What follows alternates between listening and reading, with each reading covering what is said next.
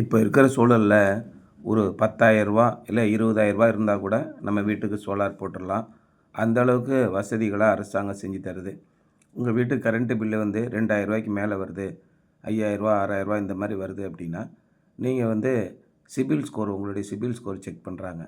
Bank loan வந்து கிட்டத்தட்ட ஒரு 10 தேசியமயமாக்கிய வங்கிகள்லேருந்து 6% வட்டியில் உடனடியாக ஒரு வாரத்துக்குள்ளே உங்களுக்கு லோன் வந்து சேங்ஷன் பண்ணுறாங்க.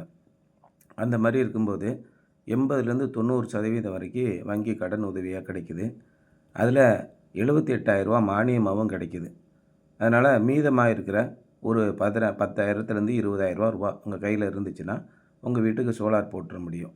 இது வந்து இன்றைக்கி நாங்கள் நெய்வேலியில் போட்டு கொடுத்துருக்குற ஒரு 4 கிலோவாட் ஆன் கிரிட் சிஸ்டம். இந்த 4 கிலோவாட் ஆன் கிரிட் சிஸ்டத்தினால நமக்கு ரூ. 6,000லேருந்து ரூ. 8,000 வரைக்கும் 2 மாதத்துக்கு ஒருக்க நீங்கள் பில்லு கட்டினீங்கன்னா கம்ப்ளீட்டாக குறைஞ்சிரும். ஒரு ரூ. 350லேருந்து ரூ. 400 மட்டும் நெட்வொர்க் சார்ஜ் நீங்கள் கட்டுவீங்க. இந்த நெட்வொர்க் சார்ஜுங்கிறது ஈபிக்கு நம்ம கட்டக்கூடிய மினிமம் தொகைன்னு வச்சுக்கோங்க. அது ரூ. 87.50 வரும்.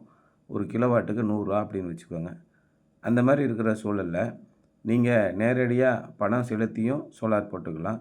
இல்லை கையில் நமக்கு வந்து முதலீடு அந்த அளவுக்கு போடணுமே அப்படின்னு நீங்கள் யோசனை பண்ணிங்கன்னா, வங்கி கடன் உதவி மூலமாக நீங்கள் 5 வருஷத்துக்கு இஎம்ஐ கட்டுற மாதிரி மாத தவணைகளில் கொடுத்துருவாங்க.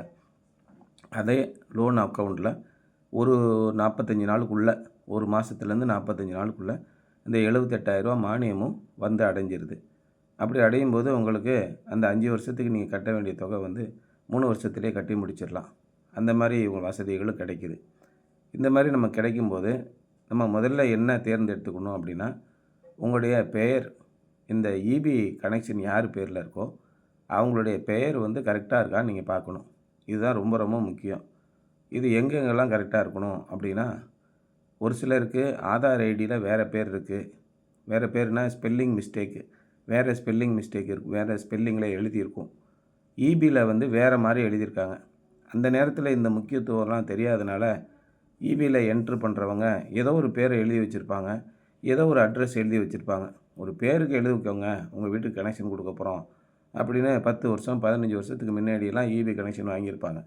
ஒரு பேருக்கு உத்தேசமாக ஒரு பேர் எழுதி வைப்பாங்க. அதே மாதிரி ஆங்கிலத்தில் கூப்பிட்றது ஒரு மாதிரி இருக்கும், தமிழில் கூப்பிட்றது ஒரு மாதிரி இருக்கும். இது மாதிரி வங்கி கணக்குலேயும் நிறைய குளறுபடிகள் இருக்குது. வங்கி கணக்கு துவங்கும்போது அதில் இருக்கிற முன்னெல்லாம் ஒரு 15 வருஷத்துக்கு முன்னாடி வங்கி கணக்கு துவங்கும்போது உங்களுக்கு ஆதார் ஐடிலாம் கிடையாது. அதனால் அவங்க வந்து உங்கள்கிட்ட கேட்டு உங்கள் சர்டிஃபிகேட்டில் என்ன இருக்கோ அல்லது உங்கள் ரேஷன் கார்டில் என்ன இருக்கோ அந்த பேரில் வங்கி கணக்கு துவங்கியிருப்பாங்க. இன்றைக்கி தேதியில் ஆதார் ஐடியில் வேறு பேர் இருக்குது, வங்கி கணக்கில் வேறு பேர் இருக்குது, இபி கனெக்ஷனில் வேறு பேர் இருக்குன்னா உங்களுக்கு மானியம் வர்றது ரொம்ப தாமதமாகும், இல்லைன்னா கிடைக்காமே போயிடும். அது ரொம்ப மாற்றுறது ரொம்ப ரொம்ப எளிது. சேவை மையத்தில் போய் நீங்கள் மாற்றிக்கலாம். நேரடியாக இபி ஆஃபீஸு போய் ஏஇட்ட ஒரு ரெக்வஸ்ட் எழுதி கொடுத்துட்டீங்க அப்படின்னா அவங்க வந்து உங்கள் பேரை சரியான முறையில் ஆதார் அட்டையில் என்ன இருக்கோ அது மாதிரி மாற்றிடுவாங்க.